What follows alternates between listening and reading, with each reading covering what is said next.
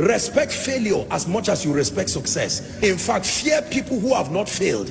They are too innocent to counsel you.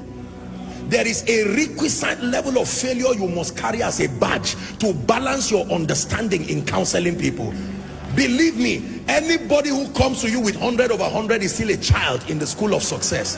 There is a requisite scar that gives you a balanced perspective. Have you failed enough to be able to talk to me? Don't tell me all the stories. I just prayed and the person was healed. I just spoke and they gave me an auditorium. You are not the person to counsel me. I respect you. Carry your results until you learn the other side of life. My goodness, there are people that have failed enough and they can talk to you. When they talk to you, they utter from their pain. Their pain has been turned to wisdom. Every sentence is a life lesson. A woman who tells you, I have been barren for 10 years. Now God gave me 3 sets of twins. Forget the twins and learn wisdom. Don't just respect crowns, respect scars.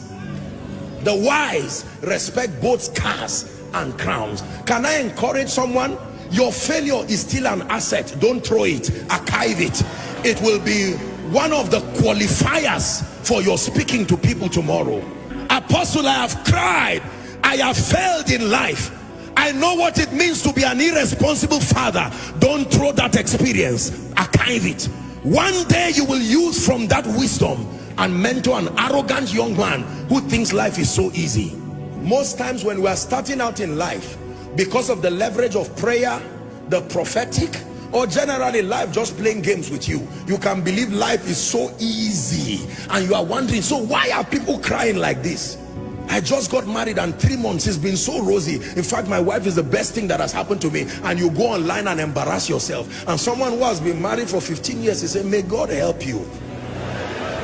After 2 years, you just turn and start saying life is unpredictable. All these unwise things that people do. Do not just respect those who have succeeded alone. Respect those who have failed.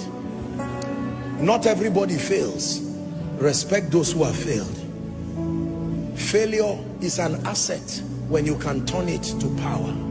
Paul said, let no man trouble me. It is not only anointing that I have, there are scars.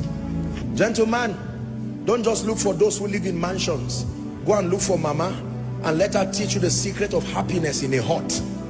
There is something you need to learn, because the money you think will come from the mansion, you will be surprised. You don't know the depression and the drugs that surround those mansions. Sometimes you need to learn from both a king, but you need to learn from the slave that is in his palace. There is something the slave can tell you that even the king does not know. The slave is the one who cleans the palace. He knows what he has seen there. Why will the Lord speak to a young virgin through an angel and says, Mary, you are highly favored? And the next thing that follows that woman is pain, controversy. There was nothing in the life of Mary that I have seen that looked like favor. An angel comes from heaven and says, you are highly favored. I would expect the king to call her and say, I had a dream. There is free land for you. As soon as Jesus is born, you become tax-free. That sounds to me like favor. So God calls scar favor. He calls controversy favor. He calls pain favor. Why would you say a woman is high? God is speaking to someone. Don't listen, you may cry, but don't be embarrassed about your failures again. There is something about the speaking of God, that until you are at your lowest moment, there is something about the voice of God you cannot hear. There is a pain requirement to hear certain things about God.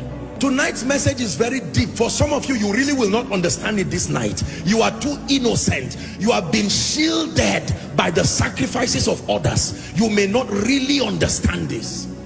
There is a pain requirement that brings out the clarity and the purity of the voice of God. There is a way a man of God fails and fails and fails in ministry, that he goes back and he says, Lord, teach me. When he writes a book about the leadership of the Spirit, read it. That pain has purified any flesh and the need to make a name. It's gone.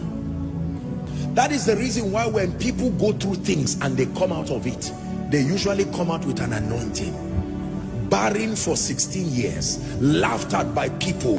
As she gets triplets, it's not only children she got. The day she speaks over you, she will terminate barrenness in a moment, because every time she sees you like the high priest, she's touched with the feelings of your infirmity. Let me tell you the truth. You see, many of you see today that I pray for people and I'm just speaking and you see the power of God. It's not only prayer and anointing, no.